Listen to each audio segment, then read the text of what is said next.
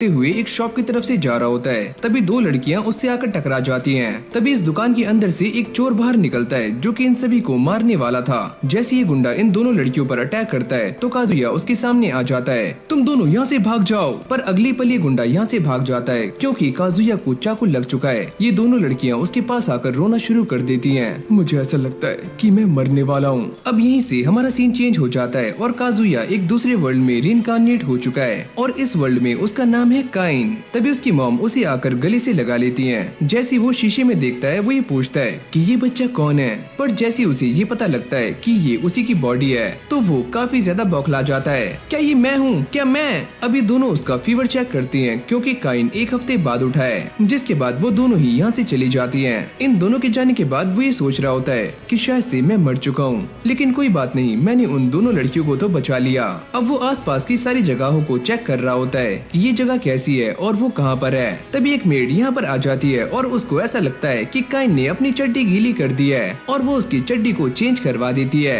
ये तुम क्या कर रही हो? फिर काइन बाहर आ जाता है और अपनी फैमिली के साथ खाना खा रहा होता है जहाँ पर उसे इस वर्ल्ड के बारे में और साथ में अपनी फैमिली के बारे में पता लगता है। जहाँ पर उसके दो भाई और हैं जिसका नाम है जिन और एलिस और एक छोटी बहन जिसका नाम है रेनी। फिर हमें काइन के फादर के बारे में बताया जाता है जो कि एक हाई रैंक नोबल है और उनकी एक काफी बड़ी आर्मी है जो कि मेनली फॉरेस्ट ऑफ मॉन्स्टर्स पर अपनी निगरानी रखते हैं। ये सारी बातें काइन को उसकी मेड बता रही होती है और साथ में वो इसे एडवेंचर्स के बारे में भी काफी कुछ बताती है। काइन ये कहता है कि मुझे भी मैजिक यूज करना है, उसमें अभी काफी टाइम है, तुम बस पढ़ाई करो। जिसके बाद वो ये डिसाइड कर लेता है कि वो इस वर्ल्ड में रहने वाला है और इस लाइफ को एंजॉय करेगा। जिसके बाद काइन अपने डैड से ये पूछता है कि मुझे मैजिक और इस किंगडम की हिस्ट्री के बारे में पढ़ना है, पर वो उसे मना कर देते हैं। तुम अभी काफी छोटे हो और इसके लिए तुम्हें कम से कम 5 साल का होना होगा। लेकिन वो अपने रूम में आकर फायर मैजिक को काफी आराम से यूज कर रहा होता है। तभी उसकी मेड यहाँ पर आ जाती है और वो इस मैजिक को गायब कर देता है। पर ये सारा कुछ करते हुए उसकी बहन उसे नोटिस कर लेती है। मैं तुम्हें काफी कुछ सिखा सकती हूँ। फिर उसकी बहन काइन को इस किंगडम की हिस्ट्री के बारे में बताना शुरू करती है और साथ में ये भी कि इस किंगडम में कौन कौन रहता है। ये सारी बातें सुनने के बाद काइन भी काफी एक्साइटेड हो जाता है। काश मैं भी बाहर जा पाता,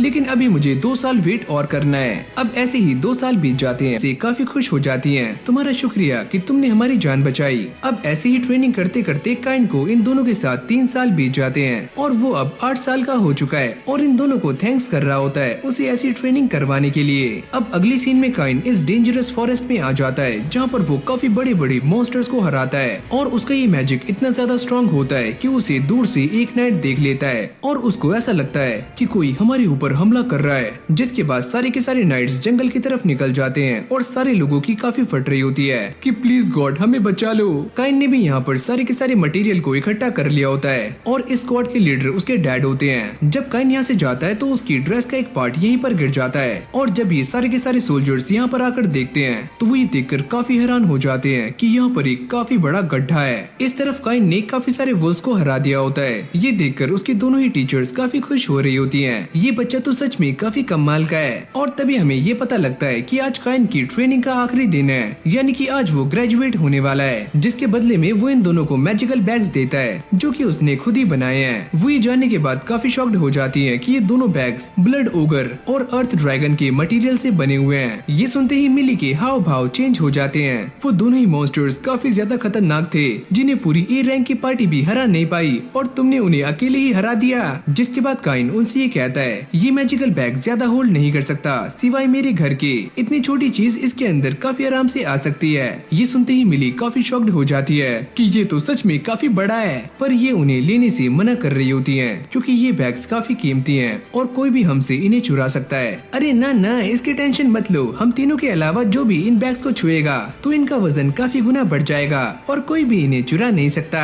लगता है ये बच्चा सच में काफी ऊपर है। अरे यार फिर से गलती हो गई। ये सारी बातचीत खत्म हो जाने के बाद इन दोनों के जाने का टाइम हो जाता है। वो ये कहती है कि जब तुम बड़ी हो जाओ और तुम्हें कोई भी जरूरत हो तो तुम हमें बुला सकते हो। जाती हुई काइन भी उन दोनों को थैंक्स करता है। पर भाई घर आने के बाद इस बच्चे की क्लास लगनी शुरू हो जाती है। तुम्हारा ये हैंकी उस फॉरेस्ट में क्या कर रहा था? मैंने तो बस अपने थोड़े से मैजिक का इस्तेमाल करके उन दोनों मॉन्स्टर्स को मारा है और कुछ भी नहीं। क्या थोड़े से मैजिक का? मैंने तुमसे कितनी बार मना किया है कि अपने मैजिक का सही से इस्तेमाल करो। यहाँ पर सभी को ऐसा लगा कि मॉन्स्टर्स ने हमारे ऊपर अटैक कर दिया है। अब ऐसी काइन की एक लंबी क्लास लगनी शुरू हो जाती है और ये बेचारा कुछ भी बोल नहीं पाता। अब अगली सीन में हम काइन को देखते हैं जो कि एक काफी खतरनाक ड्रैगन से लड़ रहा होता है और वो अपने टेलीपोर्टेशन मैजिक का इस्तेमाल करके और साथ में अपनी स्वॉर्ड से इस ड्रैगन को काफी आराम से हरा देता है। लेकिन जैसे वो अपने स्टैट्स को चेक करता है तो वो ये देखकर काफी शॉक्ड हो जाता है कि उसका पावर लेवल पहले के मुकाबले काफी गुना बढ़ चुका है। लगता है मैंने फिर से कुछ कर दिया। मैजिक का लेवल 8 मिलियन होने के साथ साथ उसे enemy of all monsters and dragon killer का भी टाइटल मिल जाता है। अब ऐसे ही काइन को 2 साल बीत जाते हैं और वो अपनी फैमिली के साथ रॉयल कैपिटल में जा रहा है ताकि वो अपना डेब्यू कर सके। लेकिन आगे जाने से पहले हम ये जान लेते हैं कि काइन अब 10 साल का हो चुका है। अभी सारे ऐसे ही बातें कर रहे होते हैं कि काइन की बहन स्कूल अटेंड करने वाली है। काइन अपने डैड से ये पूछता है कि हम सारे वहाँ तक कब पहुँचेंगे। वो ये कहते हैं अगर हमारे रास्ते में कोई भी मॉन्स्टर्स नहीं आए तो लगभग 1 हफ्ते में। ये सुनते ही वो अपनी सर्चिंग स्किल का इस्तेमाल करके ये पता लगाता है कि आगे 3 किलोमीटर दूर एक बैटल चल रही है। ये सुनकर उसके डैड भी काफी शॉक्ड हो जाते हैं। तुम तो काफी दूर का देख सकते हो। इनके 2 सोल्जर्स आगे चेक करने के लिए जाते हैं पर काइन ये कहता है कि वो टाइम पर नहीं पहुंच पाएंगे। अब वो अपनी बूस्ट का इस्तेमाल करके काफी तेजी से भागना शुरू कर देता है और इस कैरी से भी आगे निकल जाता है। फिर हमें आगे का सीन दिखाया जाता है जहाँ पर ये मॉन्स्टर्स नाइट्स को मार रहे होते हैं। लेकिन अब भी कुछ नाइट्स हैं जो हार नहीं मानते। ये सारे के सारे नाइट्स यहाँ पर एक कैरेज को प्रोटेक्ट कर रहे होते हैं और जैसे ये मॉन्स्टर्स उनके ऊपर अटैक करने वाले होते हैं तभी काइन यहाँ पर आ जाता है और वो अपने एयर कटर का इस्तेमाल करके इन सारे मॉन्स्टर्स को काफी आराम से काट देता है। ये नाइट्स भी उसे देखकर काफी हैरान हो जाते हैं कि ये बच्चा यहाँ पर क्या कर रहा है। अरे अंकल, मैं आपकी हेल्प करने के लिए यहाँ पर आया हूँ। जैसे ही कुछ मॉन्स्टर्स इन सोल्जर्स को मारने वाले होते हैं तभी काइन अपनी स्वॉर्ड का इस्तेमाल करके इन सभी को खत्म कर देता है और इस आखिरी मॉन्स्टर को भी काइन अपनी फायर स्वॉर्ड का इस्तेमाल करके बीच में से काट देता है। ये नाइट काइन से पूछता है कि तुम कौन हो और यहाँ पर कैसे आए। तभी उसके बाकी साथी भी यहाँ पर आ जाते हैं लेकिन ये नाइट नीचे गिर जाता है क्योंकि वो काफी ज्यादा इंजर्ड है। रुको, मैं आपको हील कर देता हूँ और वो अपने हीलिंग मैजिक का यूज करके इन सभी को ही हील कर देता है। अब काइन उन सभी से कहता है कि तुम्हें रेस्ट करना होगा ताकि तुम्हारा ब्लड दोबारा से बन सके क्योंकि मैं ब्लड नहीं बना सकता और न ही उन बंदों को वापस ला सकता हूँ जो कि मारे गए। पर वो मरी हुई नाइट्स की बॉडी को अपने आइटम बॉक्स में डाल लेता है और तभी उसके डैड भी यहाँ पर आ जाते हैं। लेकिन वो ये देखकर काफी हैरान थे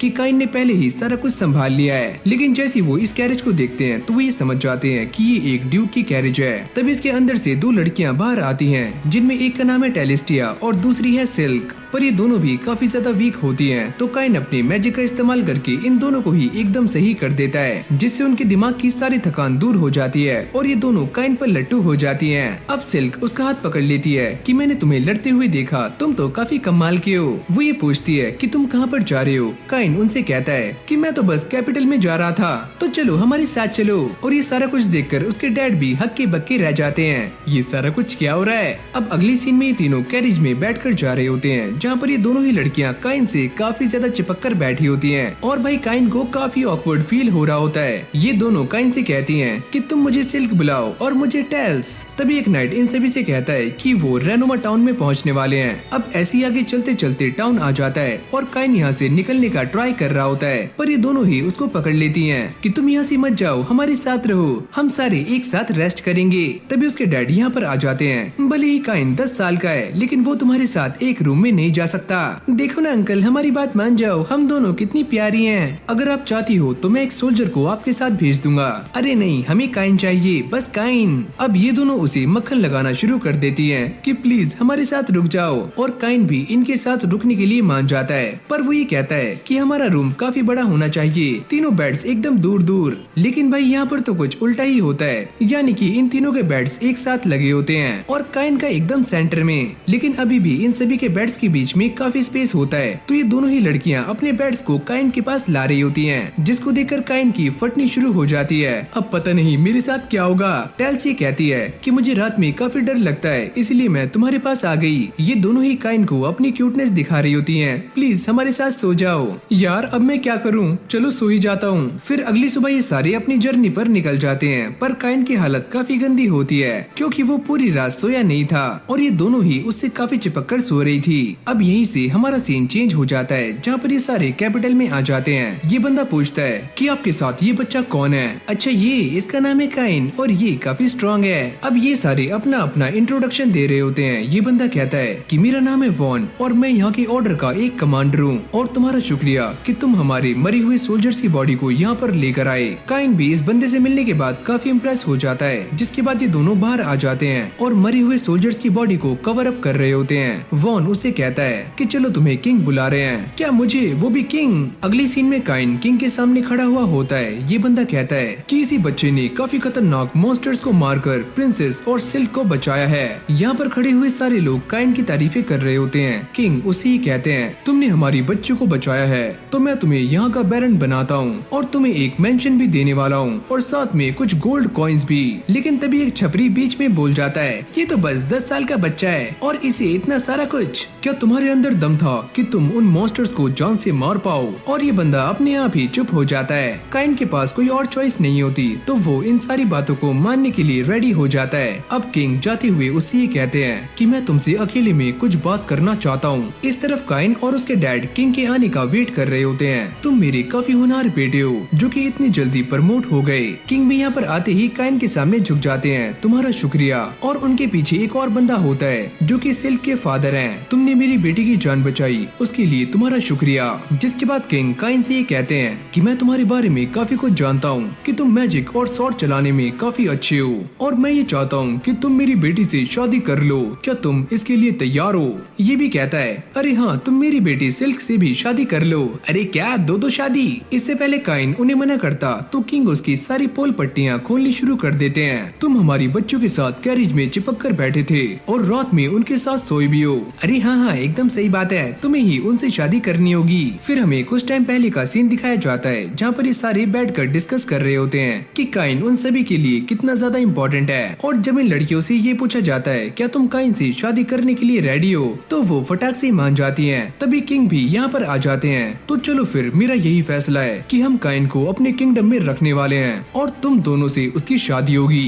फिर हमारी कहानी प्रेजेंट में आ जाती है जहाँ पर काइन अपने डैड के पास आ जाता है और उनसे ये पूछता है कि अब मैं क्या करूँ? अरे ओए, मुझे नहीं पता। और चिपक कर बैठ उनके साथ। काइन के पास कोई और ऑप्शन नहीं होता तो वो इन दोनों से शादी करने के लिए मान जाता है। ये सुनते ही वो दोनों भी काफी खुश हो जाती हैं। जिसके बाद काइन टेंपल में जाकर सभी गॉड्स के सामने प्रे कर रहा होता है और अब वो उसके सामने आ जाते हैं। काइन उन सभी को ये बताता है कि उसका स्टेटस काफी अजीब तरह से बिहेव कर रहा है। जिनोम उससे ही कहते हैं कि तुम पहले से काफी स्ट्रॉन्ग जो हो चुके हो और क्या तुम एक डेमी गॉड बनना चाहते हो? लेकिन ये सारी बातें काइन के सर के ऊपर से जा रही होती हैं। जिनोम उससे कहते हैं कि हमारे पास यहाँ पर ज्यादा कुछ नहीं है और हम यहाँ पर काफी ज्यादा बोर हो रहे हैं। क्या तुम हमारे लिए कुछ बना सकते हो? पर यहीं से हमारा सीन चेंज हो जाता है जहाँ पर काइन यहाँ से बाहर आ जाता है और उसकी मुलाकात पाल्मा से होती है। वो ये पूछता है कि तुम यहाँ पर क्या कर रही हो? यहाँ पर मेरे अंकल की दुकान है और मैं यहीं पर ट्रेनिंग करती हूँ। अब उसके अंकल भी यहाँ पर आ जाते हैं और पाल्मा उनसे कहती है कि इसका नाम है काइन और ये एक नोबल है। ये अंकल उसे लेकर अपनी शॉप में आ जाते हैं जहाँ पर काइन अलग अलग चीजों को नोटिस कर रहा होता है। यहाँ पर तो काफी सारी चीजें हैं, क्या आप मेरे लिए एक चीज बना सकते हो?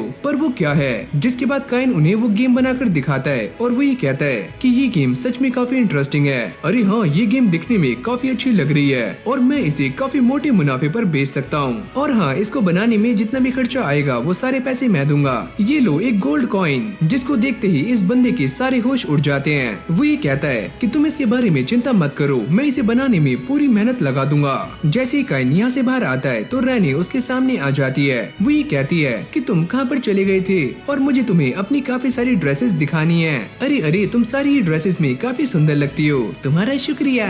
अब वो इसे लेकर रूम में आ जाती है और उसे अलग अलग ड्रेसेस पहनकर दिखा रही होती है। काइन भी उससे ही कहता है कि तुम इन सारी ड्रेसेस में काफी सुंदर लग रही हो। अब अगली सीन में काइन दोबारा से उस बंदे के पास आ जाता है जिसने ये गेम यानी कि रिवर्सी को बना दिया है। काइन उसे ही कहता है कि ये तो बिल्कुल वैसी है जैसे कि मैंने सोचा था। अब काइन इन सभी को ये बता रहा होता है कि आखिरकार इस गेम को कैसे खेलते हैं। पाल्मा ये कहती है कि ये गेम तो सच में काफी अच्छा है और मैं इसे बार बार खेलना चाहती हूँ। ये बंदा भी इस गेम को देखकर काफी शॉक्ड हो जाता है, ये तो काफी ज्यादा बिकने वाला है।